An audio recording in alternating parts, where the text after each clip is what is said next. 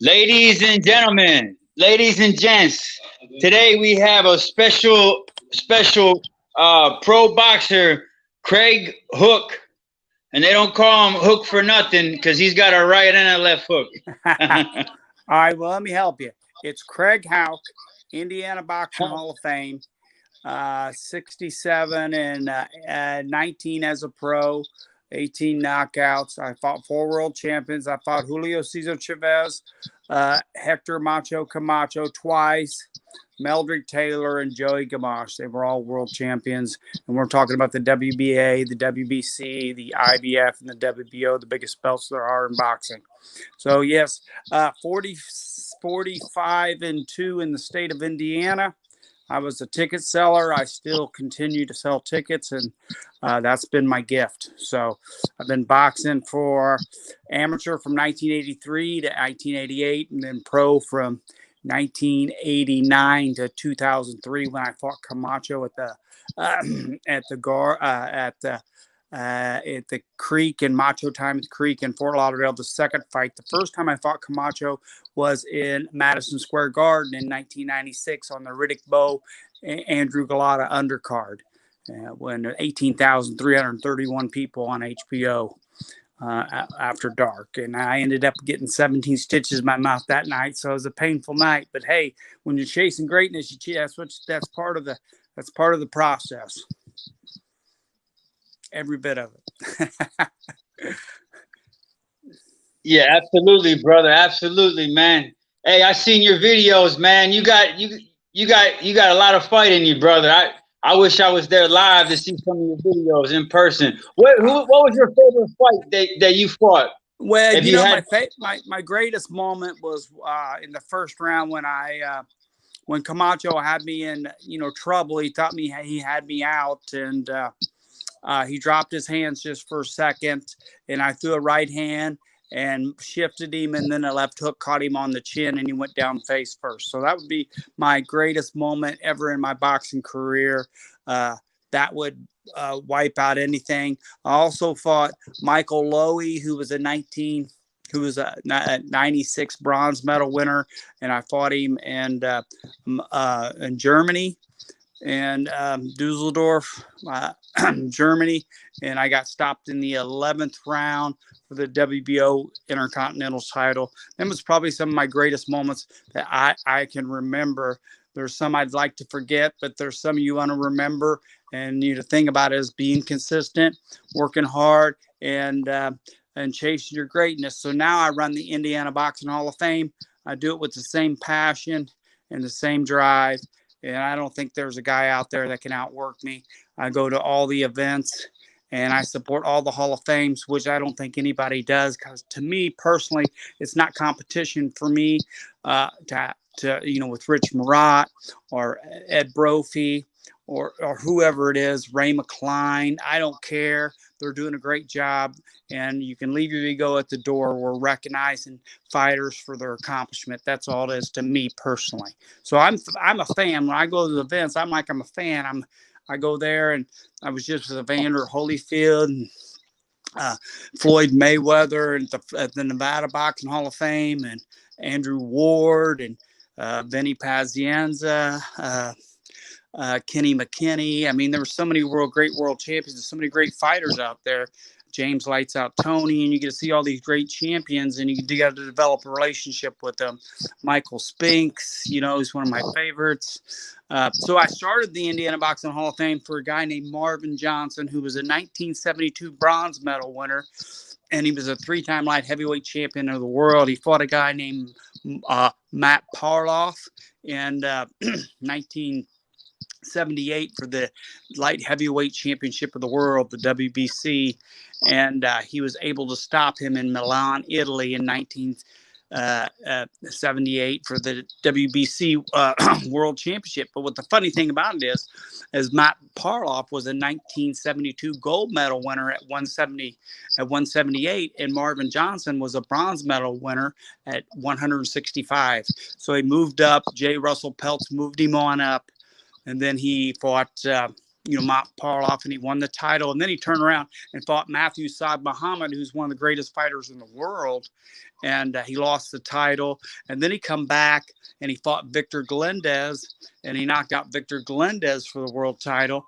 So then he thought he'd challenge Eddie Mustafa Muhammad or Eddie Gregory, and he got beat by Eddie Gregory.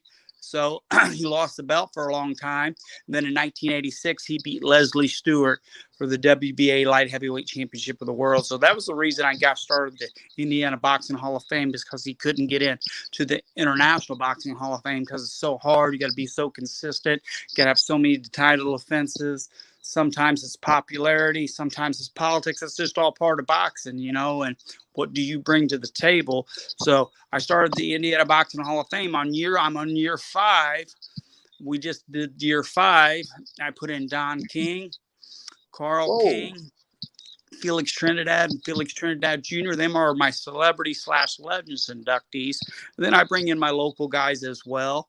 But you got to mix in some greatness, and you got to mix in some of your consistent Indiana people, and that's the way it goes. So you continue to grow and progress, and that's part of the whole heart of the process is just keep going, and you want to be consistent so you can go forever. And we're on year 6 coming up, and we're putting in some guy named Muhammad Ali.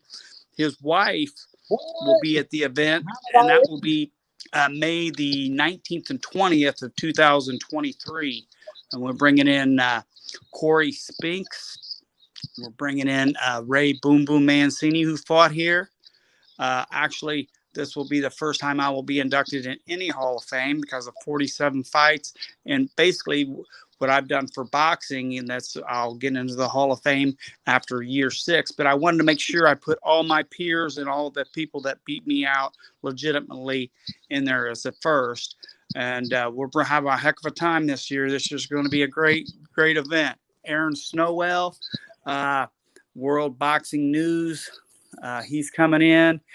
Trainer for some of the great fighters. Mike Tyson, he worked the Tyson Buster Douglas fight, Tyson Henry Tillman fight, different fights like that. Trainer. We're bringing in a lot of great people and doing a lot of great things here in Indiana. Wow, brother, that's amazing. That's amazing what you're doing there in Indiana. You created your own Hall of Fame. Now you're running Indiana Hall of Fame for boxing, and you guys got everybody: Don King, Mike Tyson, Muhammad Ali, all the greats, along with yourself. We're bringing them in. So you stay busy. You stay busy out there boxing. What I try to do is I try to work as hard as I can at my hotel, try to make as much money as I can and put as much money back. So I have a plan to actually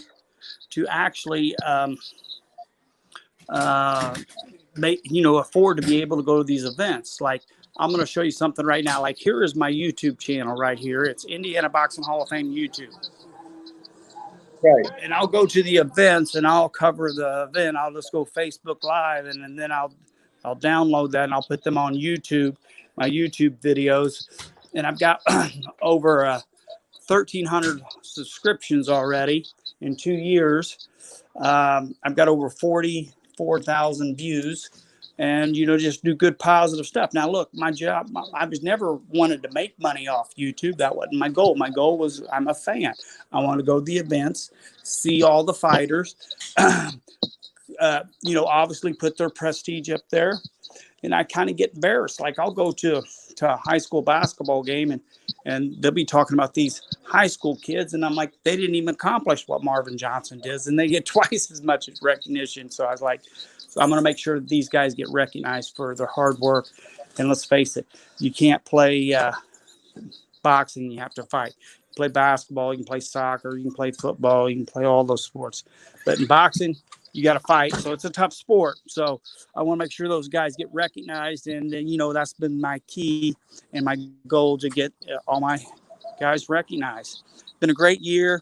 2023 is coming up. We got a lot on the table. And, I'm just getting ready to go to the Atlantic City Boxing Hall of Fame. And I see some of the stars coming in. Pazienza hits them all. Vinny Pazienza. what a great person, what a great man. You know, the movie Bleed for This. So really, I'm basically just a walking dictionary for boxing, champ. Hey, brother, you said Atlantic City. I'm from Atlantic City. Give me the scoop. Atlantic City. We got our own Atlantic boxing. City, Ray McCline started that in 2000, I believe 2017 was his first year. 2018, he called me and had me put all my memorabilia up on Atlantic City Boxing Hall of Fame. And that actually got me where I really wanted to be, because it got me nationally recognized. And I'm grateful for Ray McCline. So I go to his event. I pay for my ticket. I'm no freebie. I pay for my stuff. I go to my events, and I get my hotel room, and I go to all the events. Atlantic City is one of the best. It's coming on up October the 7th through the 9th here this year. And I've got my ticket. I got my hotel rooms, and I'm ready to go. So you want to see me in Atlantic City, man, hit me up, brother. Hey, brother, absolutely. October 7th to the 15th. It's 7th to the 9th is the event, and it's one of the best events, 5-star Hall of Fames that you'll see. He does a great job, Ray McCline. He has a great board, Rob Scott. He's got some great people doing some great stuff there. And, you know, you can't beat Atlantic City Boxing Hall of Fame. Nevada Boxing Hall of Fame with Rich Murat, the trilogy, that was off the chain. Of course, Brophy, he does a great job. The problem with it is his phone rings every day, and everybody wants. That's the highest boxing Hall of Fame in the world, and everybody wants in that. His phone probably rings consistently over and over and over, and everybody thinks just because he's world champion they should get in. And I'm like, that's not how it works. And for example, like a WBU world champion, that belt don't even exist no more. And the IBO, that's not really the IBC or them WBF, them are not high belts. It's the WBA has been around since 1920. It was the NBA when it first started. Now that it's been going since 1920. The WBA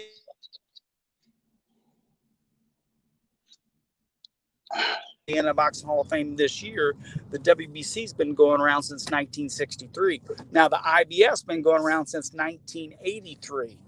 And then the WBO's been going around since 1988. So those are the best belts, and that's how you try to get people to recognize this, because most guys aren't really fans. They really don't know what's going on. And they'll see, oh, well, Canelo made $45 million. Canelo made $45 million, and the top MMA guy made $550,000. And they keep telling me boxing's dead, and I try to tell them it's not dead. It's not ever going to die. And it's been around since the 1800s. 1908 was the first black heavyweight champion named Jack Johnson. That's how far it goes back. And then you got the Jack Dempsey's in the 20s. You go back to the 1800s with John L. Sullivan. You can't beat the boxing, man. So it's never going to die. I try to explain that to people, but sometimes it's like talking to this wall over here next to your Timmy champ. Yeah, it sure is. So I've been doing the Hall of Fames, and I've been an ambassador for the sport in a positive way. I don't post nothing negative. If somebody has something negative to say with a couple of cuss words, I'll probably just not delete it, but I'll erase it, and just keep going. It's all boxing. It's all positive. I have nothing against the MMA. I have nothing against kickboxing or jiu-jitsu or whatever, any of them sports. It's just been boxing. See, when I grew up, it was just boxing. There wasn't a lot of those sports wasn't around. The kickboxing was, but it wasn't really big. So it's all boxing, and it's never going to die. It's going to be a growing sport. I'm intrigued with Deontay Wilder, and I'm intrigued with Tyson Fury. 5 knockdowns in that fight. I haven't seen 5 knockdown fights in a fight since 1976, when George Foreman and Ron Lyle about killed each other for no money at all. I mean, it wasn't even on pay-per-view. But that's where the money's at. It's at pay-per-view. Everybody goes, well, it's not on TV for free. First of all, you're not a fan. I don't think you really even watch it unless it's in your best interest. So if you're a boxing fan, you'll pay for that pay-per-view. The Canelo fight, I paid for that and watched him fight GG3. I didn't think it was a very exciting fight. I thought Canelo won hands down. I got nothing but respect for GG3, but here's another one. Terrence Crawford, Earl Spence. That's going to be like a super fight like back in 1981 in September. I think it was the 16th. We had Sugar Ray Leonard and Tommy Hearns, one of the greatest fights, in history, back in those days. And I remember those great fights, so that was one of the best, great fights. I think the best boys fight the best, but you always got to understand it's politics, and you got the belts, and you got the sanctioning fees, and you got to play the whole logistics. And a lot of people don't put their mind to it. They just want to see what they want to see, and it don't work like that sometimes. But the best are starting to fight the best, and I enjoy that. I enjoyed that. I mean, seeing Andre Ward, who was 32-0 with 16 knockouts, never lost a fight, gold medal winner. You can't beat that going to the Nevada Boxing Hall of Fame. Roy Jones Jr. walking the red carpet. He's middleweight champion, super middleweight champion, light heavyweight champion, heavyweight champion. Beat John Ruiz for the heavyweight championship of the world. That stuff's hard to accomplish. So I recognize those guys, and we put them in the Hall of Fame. So there was a guy named, I don't know if you ever heard of him, some guy named Floyd Mayweather. He came to the Indiana Black Expo when I believe he was 16. His dad brought him there, and he won the Indiana Black Expo. So we're trying to hook up Floyd and he just got in the Nevada Boxing Hall of Fame. Floyd and his dad to be inducted at the same time. I don't know if that's ever happened for those two gentlemen, but that's part of what we do. Felix Trinidad and Felix Trinidad Jr. I went to Puerto Rico and made sure they both got inducted into the Indiana Boxing Hall of Fame. And then Don King, Carl King. Whether you like him, you don't like him, I don't care. He's probably the greatest promoter to ever live. So I'm after more of the boxing history than I am, somebody's personal opinion sometimes. But that's the way it goes. I'm after greatness. I'm after the history of the sport. We're bringing in John Johnson this year into the Indiana Boxing Hall of Fame. We brought Buster Douglas over here. We tried to get him beat twice. At Buster Douglas, yes, there's a name from the past. 1990, he had the biggest upset in boxing history. He was a 42-1 underdog when he knocked out Mike Tyson in Tokyo, Japan.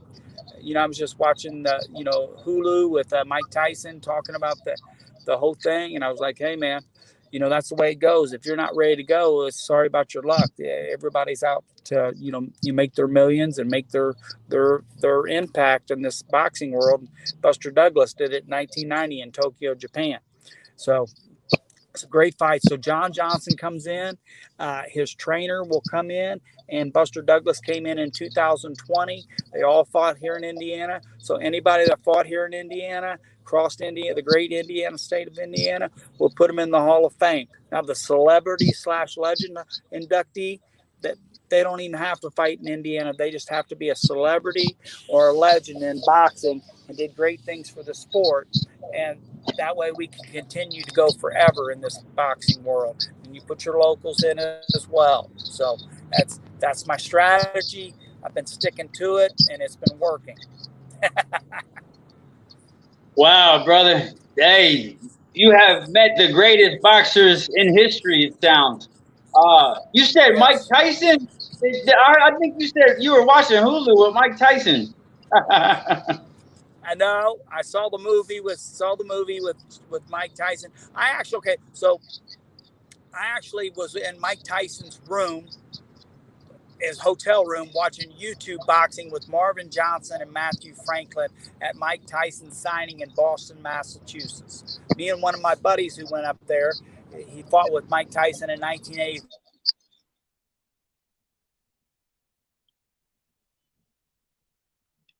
We got to see Mike Tyson, got to talk to him, and had a good time. I was in his hotel room from 1 a.m. to 3 a.m., and we were talking boxing. And Mike's a student of the game. Mike knows the boxing world because Customado was very, very deliberate on making Mike Tyson learn and be a student of the game. So Mike Tyson, the punch count. I'm going to explain to you the punch count. The 7 is a left jab to the face. The 1 is a left hook. The 3 is a left uppercut. And a 5 is a left hook to the body. And everything with the left hand is with is with the odd numbers, 1, 3, and 5. The even numbers go to on the right side. The 2 is the right hander. You can throw the right hook. The 4 is the right uppercut that he mastered. And the 6 was the right hook to the body. So he would get in there and level up with them, and it'd be a right hook to the body, which would be a 6, and then the right uppercut, which is a 4 to the nose. And he was knocking guys out stiff. Jesse Ferguson, Marvis Frazier with that 6-4, that combo. Frank Bruno, some of the guys he was knocking out that was much bigger, a lot stronger or taller, and he was knocking them stiff because Mike Tyson was a home run hitter. That's what I call him, a home run hitter, just like what the Yankees guy's doing right now. He's a home run hitter. Judd, he's a home run hitter. And Mike Tyson's the same way. He's a home run hitter, and that's how he could punch, and that's how he could hit. Knocking guys out in sparring. He'd be knocking 3 guys out in sparring one day. It'd be a tough day to be a sparring partner for Mike Tyson. Knock them all out. Boop, boop, boop, boop. Yeah, great stuff. Great stuff. So yeah, I just talking boxing and keeping it going at a high level. We're always going to have issues with boxing. We try to do the best we can for it and just keep the sport going in a positive way. We have the super fights coming up with Spence and Crawford. We just had the Canelo and GG3. I know Canelo lost to the light heavyweight champion. I thought the guy had the style to beat him, and he nipped him there. But, no shame on Canelo. For 10 years, he's been beating some of the best fighters in the world. So he's a first round Hall of Famer in my humble opinion. That's what I call it, a humble opinion, because I'm just going to give you my opinion, but it's going to be humble. I'm not going to argue with people. And if you give me your opinion and it's something different, well, I'm not going to argue about it. It's just your opinion. Real simple, champ. Keep it moving. Stay humble. Work hard. Stay humble. Yeah, always stay humble. Just keep doing positive stuff in the sport. Yeah, absolutely, brother. Absolutely. So tell me, what other great? I kind of see some photos and stuff. It looked like you. I see some photos with you and George Foreman. Did you meet George Foreman? Yeah, I met George. Here's a funny thing with George Foreman. I'm friends with his daughter, Georgette, on Facebook, and I told her, I said, hey, man, since this pandemics went down and everything, we want to get a picture with George Foreman. And me and Sugar Ray Seals, who's a 1972 gold medal winner, I'll have lunch with him today. He lives here in Indianapolis. And we're like, hey, we want to get a picture with him. So she goes, sure, Craig, here's his email. So, you're a crazy kid. You don't think you're going to get George Foreman to answer you on the email. So George Foreman answers me back. He says, hey, I'm going to be in Whiting, New York, and it's about 11 hours from Indiana. If you guys want to be there on a so-and-so, we'll get that picture. And I said, okay, we'll be there, man. So we go to Whiting, New York, which is a big signing, baseball, boxing, Riddick Bowe, Pernell Whitaker, all these great fighters were there. And we get our picture with, George Foreman. But, there's again, I'm willing to jump in the car, go pick up Sugar Ray Seals, and drive 11 hours one way to Whiting, and 11 hours Whiting, New York, and 11 hours back.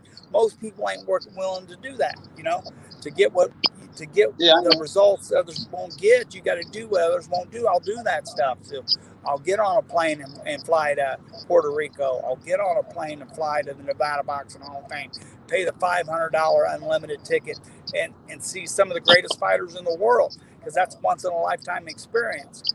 And the greats operate in time. They don't operate with money. They operate in time. We only have so much time to accomplish what we need to accomplish.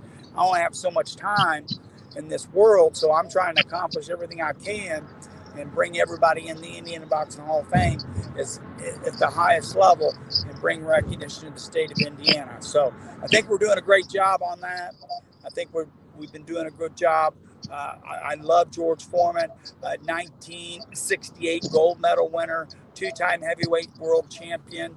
He knocked out Joe Frazier for the heavyweight championship of the world. And then he had the big upset in 96 when he beat Michael Moore on HBO. I'll still remember watching that over my wife's house and watching Michael Moore get knocked out by George Foreman.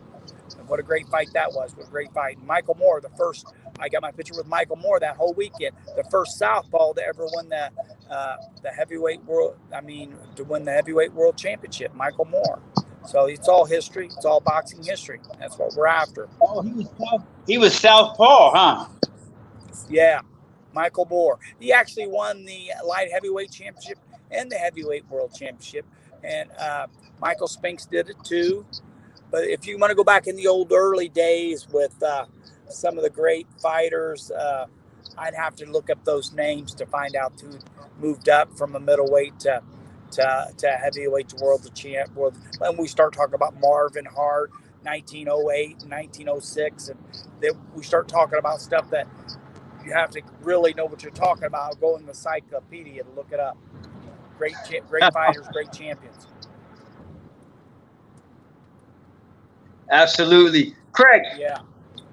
There's nothing more thrilling than going to the events and seeing some of these superstars and hanging out with them and getting their take and talking to them. Another thing is that there's Michael Spinks, the 1976 gold medal winner, light heavyweight world champion from 1981 to 85, undisputed light heavyweight champion of the world. He loses one fight in his whole career. Gets knocked out in 91 seconds by Mike Tyson in 1988 in Atlantic City, which was one of the greatest fights, biggest heavyweight payday at that time. I believe Tyson made over 18 million and Michael Spinks made 13.5 million. So it was a great fight. And, give it, and that's all he wants to be remembered for. I'm like, you don't understand the game of boxing. Yeah, he got knocked out in 91 seconds, and he really wasn't a heavyweight, but he fought for the heavyweight champion of the world when he beat, that was 2 days ago or yesterday, I believe, he upset Larry Holmes for the heavyweight championship of the world. Great fighter, Michael Spinks. I brought him into the Indiana Boxing Hall of Fame 2020 and 2021 as a celebrity inductee. I put his brother Leon Spinks in the Indiana Boxing Hall of Fame, and I'm putting his nephew, Corey Spinks, who fought here in Indiana about 4 or 5 times. I'm putting him in the Indiana Boxing Hall of Fame this year, who was all 3 of them were undisputed world champions, undisputed light heavyweight world champion, undisputed heavyweight world champion, and undisputed welterweight world champion, Corey Spinks, Leon Spinks, and Michael Spinks. So we're just talking boxing. You got it, champ. What nice, bro. Ask, champ? Oh man, you know what? When did you start boxing? How old were you? I started fighting in 1971 in Des Moines, Iowa, at the Civic Center there, and at the POW Club. Remember the POW Clubs was the police athletic leagues back in the day, and that's where I started. I started fighting in 1971, and then I would trick some of my high school buddies to put the gloves on with me, and then I started fighting here in Indianapolis, Indiana, in 1986, competing in the Golden Gloves. But I also competed 1983, 1984, 1985. I moved to Florida, and that was my whole goal, was to become a professional fighter right after high school. I wasn't thinking about college. I wasn't thinking any of that stuff. I was taking a different route. So I started fighting amateur from 1983 to 1988. I was fighting amateur fights. 83 to 86, I was in Florida, and from 86 to 88, I was in Indiana. I was 34-4 as an amateur. I remember fighting in 1986, the POW Nationals, and Sugar Ray Leonard was our guest speaker. And I remember him inspiring, telling us all to stick with it. And great fighter. Junior Jones fought on that card. John Scully fought on that card. Mickey Ward fought on that card. It's funny how we see all these kids now, how they become world champions, but that's where they start in the amateurs, at the highest level right there in the amateurs. So yeah, Golden Gloves right there, right here in Indiana and Florida, and 2-time Golden Glove champion in both states. And then what great states. I was at the Florida Boxing Hall of Fame. I was a keynote speaker this year, and I wanted to talk about my first job in Florida was at Publix grocery store. And then I remember being an exterminator in Florida. And, you know, I've had every about crop job possible, but I was always chasing the dream to be a professional fighter. That was my whole goal. And I reached that in 1989 with Fred Burns. And my goal was to be one main event. And I don't know, I fought in about 26 main events and about 22 co-main events. So I, you know, accomplished my goals. So that was my life dream, and that's been, I've been doing the boxing ever since. And I'm a bartender. If you want to see me light the bar on fire, champ, I can do it. Flaming Dr. Peppers. Yeah. So I've been bartending for years. You know, from 99 to 1999 till now. I've been you know bartending. So I wanted to make sure I did something after my boxing career was done. So that's where I started the Hall of Fame. Was I had a banquet area to have the event, and I had the seating and everything, and that's how I started the Indiana Boxing Hall of Fame in 2018. That's how we got started. Nice, brother. Nice. Yeah. So I would have loved. And then I would have loved to train with you, man, and spar with you sometime. Oh man, go easy on me, brother. You know, it's funny. I had 9 fights in Greensburg, Indiana. I went 12 rounds 4 times in my career. Boxing's been pretty good. You know, it's been a great sport. So, you know, I give everything back to boxing that I possibly can, and I do as much positive stuff as I can. You know, Ring 8. Anybody that gives back. Some of the guys don't make it through the wars and suffer from, you know, dementia or something that, you know, they struggles. So, you know, so I try to help out the best I can with that as well. Got a heart for it, you know.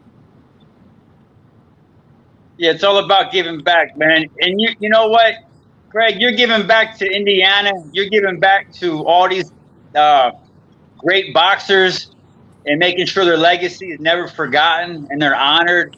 I know this is all like volunteer work for you, brother. And yeah. And it has to be bigger than one person. You have to get as many people involved that, you know, we had Marvin Johnson and J.B. Williamson.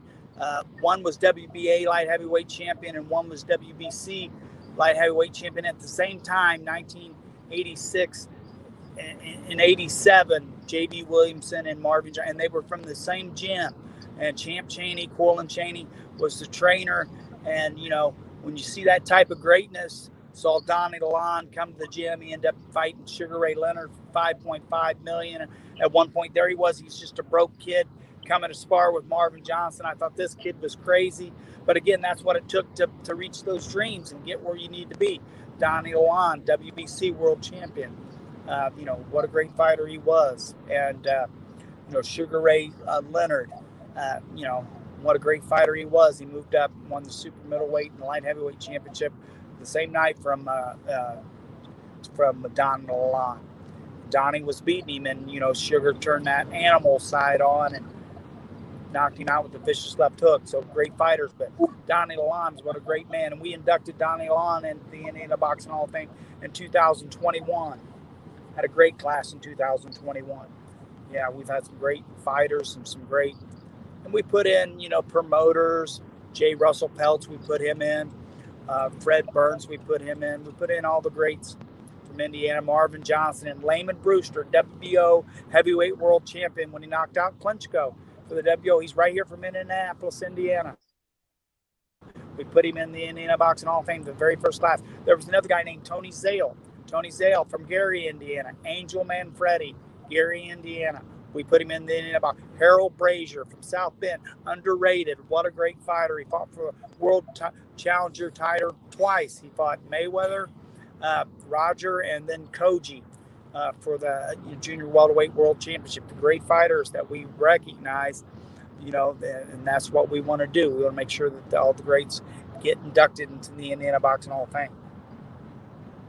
Hey, who is this? And who are you? Who's in this I'm with picture with Evander you? Holyfield in Atlantic City in 2018, and that's my prime picture because that picture was taken by the Atlantic City Boxing Hall of Fame photographer. That's Evander Holyfield, who's a four-time heavyweight champion of the world. I would call him 5 times because he won the Cruiserweight World Championship as well, which a lot of people don't remember, but he was a Cruiserweight World Champion when he beat Dwight Muhammad Quali for the Cruiserweight World Championship, the junior heavyweight championship. That's Evander Holyfield, and that was one of the greatest pictures because you could see Atlantic City. That was taken by Atlantic City Boxing Hall of Fame artist. And, I just screenshot it and kept putting it up because it's a great photo of me and Evander. It's funny, when I put all my memorabilia out there, I put the 1984 Olympic team out there.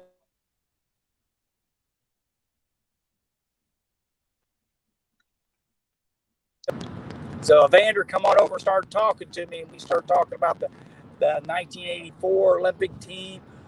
All the great fighters was on that team. Pernell Whitaker, Meldrick Taylor, Jerry Page, Mark Breland. We just started talking about some. He beat Ricky Lomax for to get in there. What a great fighter he was. And he was just talking boxing. That's what we really all share in common. Sport. Yeah, absolutely, brother. Absolutely.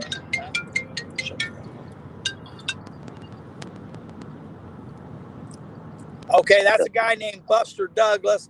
We inducted him into the Indiana Boxing Hall of Fame in 2020. It's funny thing about it is we threw him in with Rick Enos from Richmond, Indiana, who was a heavyweight, and we thought that Rick Enos could beat Buster Douglas, but Buster Douglas beat him. John Johnson put him in with on F&F Burns Boxing Show. That's how he got in the Indiana Boxing Hall of Fame. Buster Douglas, what a great champion. 42-1 underdog.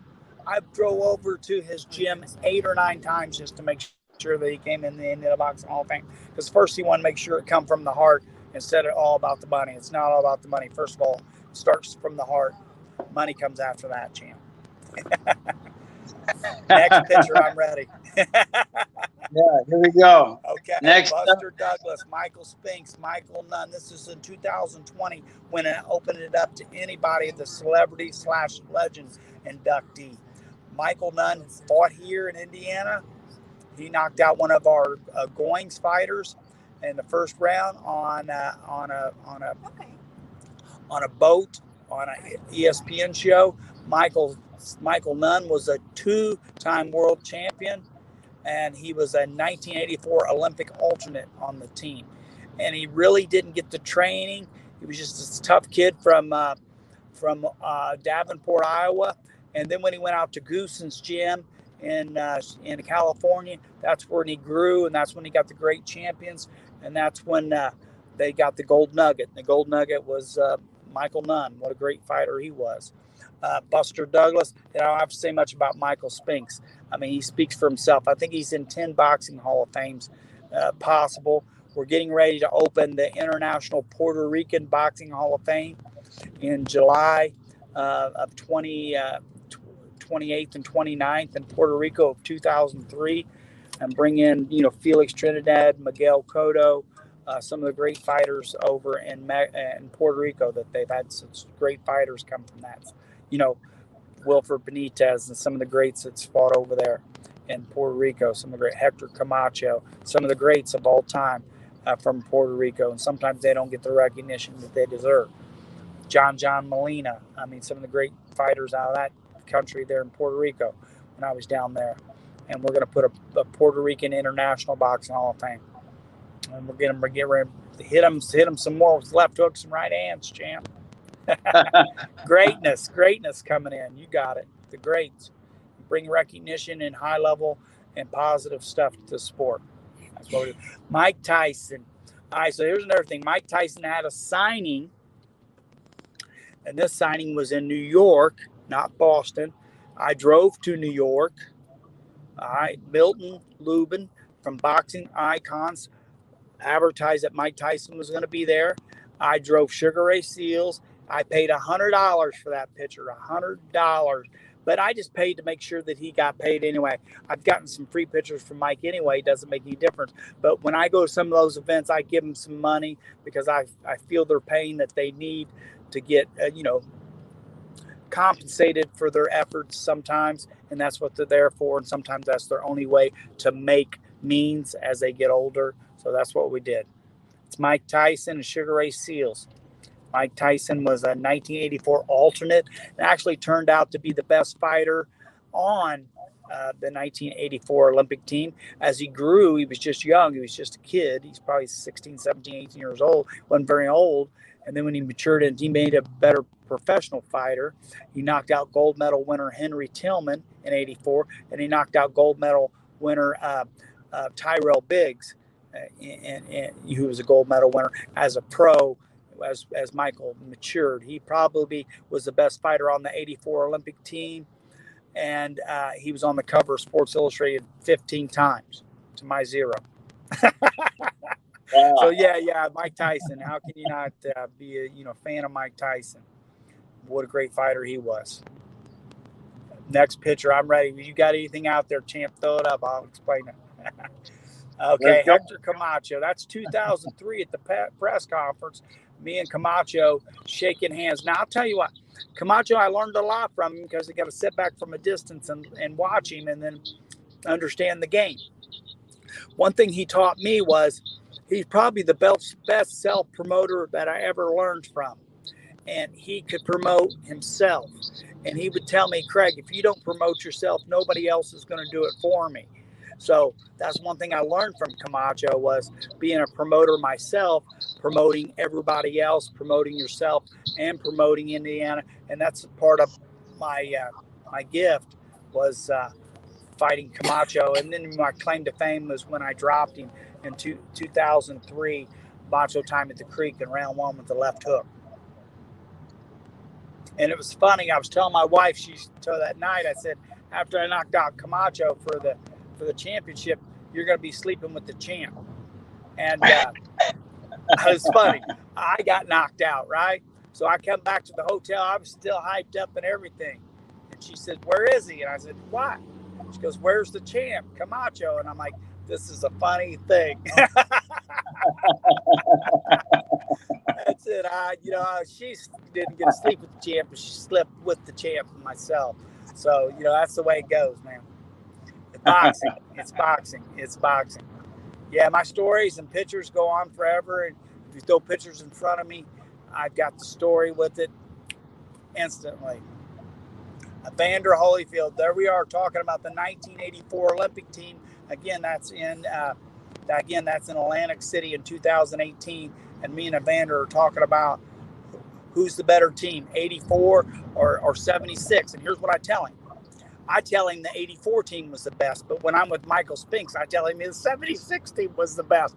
I don't want to get beat up by either one of them. No. Probably the two greatest Olympic teams in boxing history, in my opinion. Humble. 76 probably had the best with Michael Spinks, and but there is again Michael Spinks. That picture there is Michael Spinks. I flew into the Indiana Boxing Hall of Fame, and it's my bar I work at. And I put him right in front of my bar. So I put that up at my bar and show him that Michael Spinks stayed here in room 221 in the suite. And everybody talks about it. He's like, you brought Michael Spinks here? And it helps my tips too, to be honest with you. And it helps me all the way around because I got high level pictures up of all the champs. And then I explain that I run the Indiana Boxing Hall of Fame. Then I get people to go on Facebook. I got over 5,000, people that follow me on Facebook on Indiana Boxing Hall of Fame. Then I have, again, 1,300 subscribers on YouTube.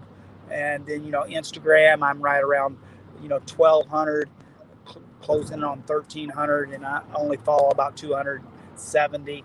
But, it's all high-level stuff. Next picture.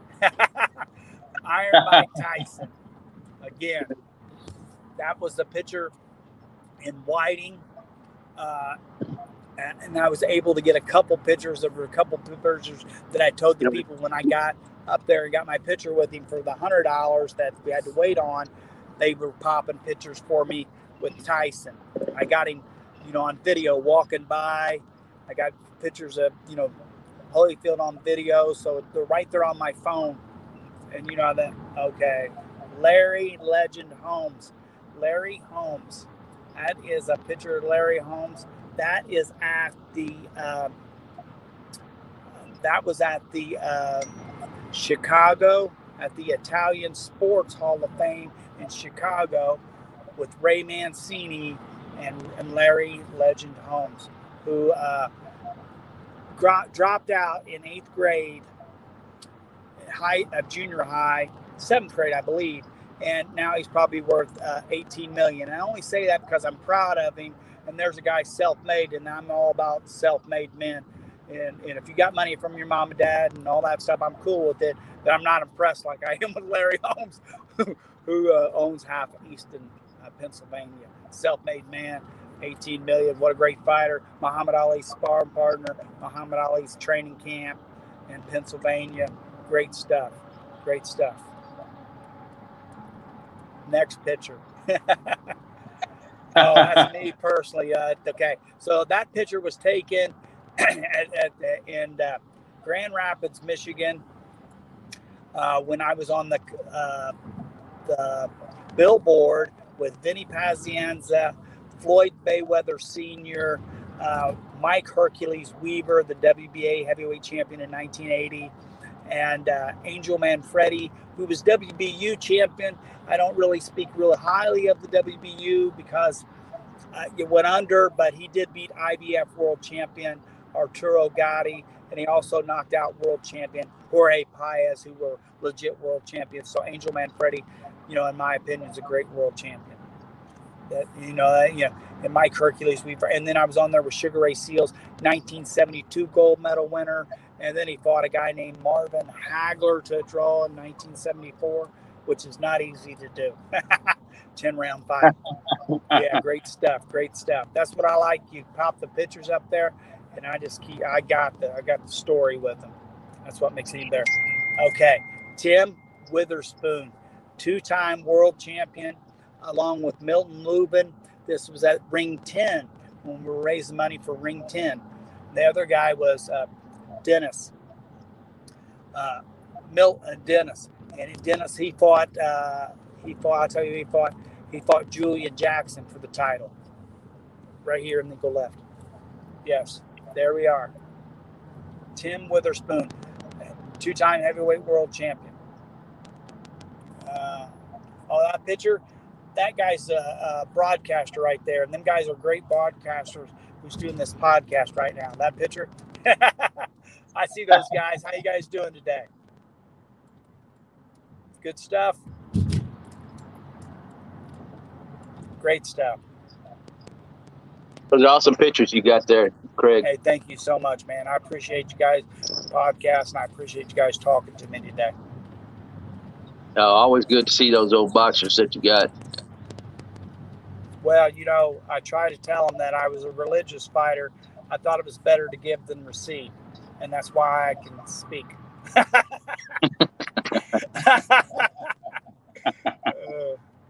That is good stuff. It's all good stuff. Really used to love watching actual boxing. Not much of a fan of the hugging they got going on sometimes, but the boxing was awesome. Every bit of it's like the MMA. I don't like I see them down there wrestling and grabbing each other. But it's the same thing. Like everybody has their particular. Yeah, the hugging, holding. That was so you don't get hit. To be honest. Yeah, I understand that, but when it's the whole fight, it's just not much to watch. I agree. Bone Crusher Smith and Mike Tyson. I remember it can happen. It can happen. It's part of the sport. I don't enjoy it, but I kept holding Camacho and turning my back to him so he couldn't hit me when he wanted to hit me, and then I snuck one in on him. So hey, you got to use it to your advantage. But sometimes when you're not as talented as people, you got to come up with them these magic tricks, and then you got them. It'll shake everybody. I haven't seen that magic trick before. Yeah, it's a trick. So yeah, you're not as talented, but you got some tricks up your sleeve, and you got to pull them out. Yes.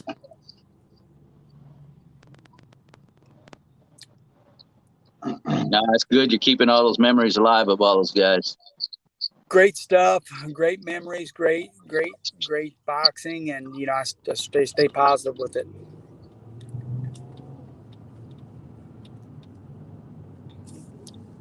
Yeah, absolutely. And that's what we're doing now. We're trying to knock out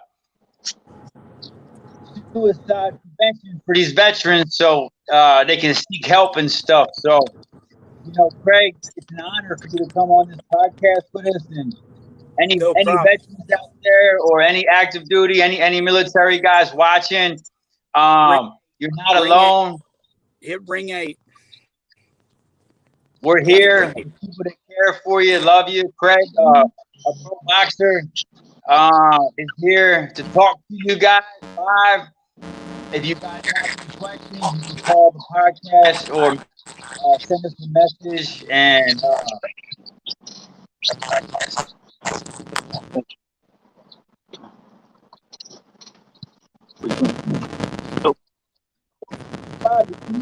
us about you. So what are you? How's Fallen Ink going? What was that, Rob? How's the Texas Fallen Project Ink going? Oh, a little slow right now. Of course, with the economy we got, nobody's really donating too much, so we're going a little slow right now. I'm helping a lot of other nonprofits raise some money. We got a big event, first ever event here in Round Rock, on Veterans Day. We've always had Veterans Day around here, but the city of Round Rock's never got together and actually put it on. But this year they're going to do it. Big event all day long on 11/11. Got a few other projects going on. Got a high school kid in Tyler, Texas. He got serious head trauma. He's been out, been in a coma a little over a week now. We're going to go up and help the family put on a benefit to help raise money for him. Hopefully that'll be good. Hopefully he'll wake up soon. I was playing football, and we got to support our kids, because that's our next line of defense on everything we do. So we got to keep them in our prayers and thoughts, and help them when we can. Yeah, absolutely.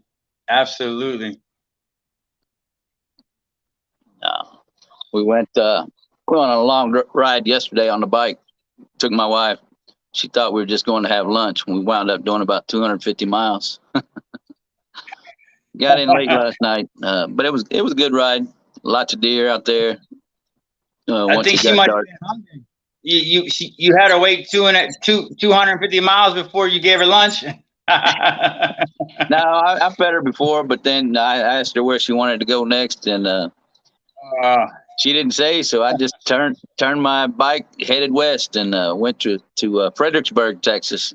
Met up with some friends out there, hung out a little bit, and didn't leave there till dark. And lots of deer.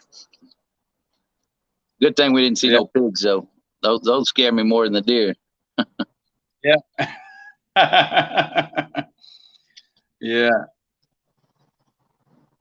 Yeah, I'm looking forward to coming and out there and riding with you. I want to go take a ride down 35 when I get out there. I don't get on 35. Only a fool does that. That's crazy. Too many California riders. Too many California drivers on 35. Maybe a lot's changed since I've been there. So. No, it's changed a lot. It's ridiculous amount of people moving here per day. I mean, there's thousands of people moving here every day. I take country roads everywhere I go if I can. I just set my GPS and follow the country roads. Yeah. See, when I was there, we used to ride down to Austin on 35 and get stuck in traffic about the whole way there from about Round Rock. Right, and that's the problem. The traffic gets so bad, and these people don't watch for you. They don't look for you. We've lost quite a few people here lately. Just cars running right into the bikes. I got my dog out here. He wants to go for a walk, but he's gonna have to wait. Get over here. He's big and mean. He'll start talking to me before long. There he is. Come here. Look. Oh, hey, boy. Hey. He talks up a storm. Oh, shit. Come on. Get back here. Yeah, no. Keep doing what you're doing, Rob. But it's good, getting out there talking, letting people see, especially having people like Craig on and these wrestlers. Even my friend Mike, he's a big JJ, but getting people like him out there to support what we do as veterans, he's helped me quite a bit. He shows up to some of my events. I introduce him to people. He introduces me to people. And get back here. And we just try to help people. Mike's, since he retired from wrestling, he needs more to do. I keep trying to give him more to do, get him out there, get him involved with things. And it's good to see him out and get him to talking. He's got some good stories about his uncle and good stories about other people. Anderson, which, like I said, you get them talking to each other, they won't quit talking. Yeah, hopefully we can get them on at the same time sometime. I think we're looking like October, like the first week. Well, maybe the far off now. Right around the corner. Yeah. But yeah, just keep doing what you do, Rob. Talking, I know it helps you a lot. I know you need to talk, and we all do. I get to that point sometimes too.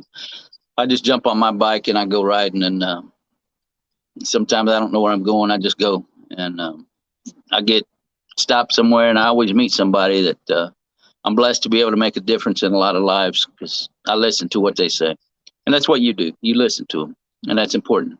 But people need to listen to you too, because I hear what you say sometimes. I see in your face. I see a clean face on you, and I see a hat on you. That's a good thing. Yeah. No, keep getting out, Rob. Keep meeting these people, bringing them on here. It's important for all of us. Yeah, appreciate you, brother. Yeah, absolutely. Yeah. Yeah. Yes, sir. You're very appreciated by a lot of people you don't know. Yeah. Here's my Marine wife, but she won't let me bring her on film. So. Tell her to come on. Tell her we get her. She got a little bit too much sun yesterday. She was hitting me because she got burned so bad, and I don't burn, so she gets jealous. You'll probably see her reach over and hit me here in a minute. Maybe not on camera. I think you're okay as long as you're on camera. Yeah, she's sitting far away from me, so she can't be seen. You better be on your bike halfway down the road.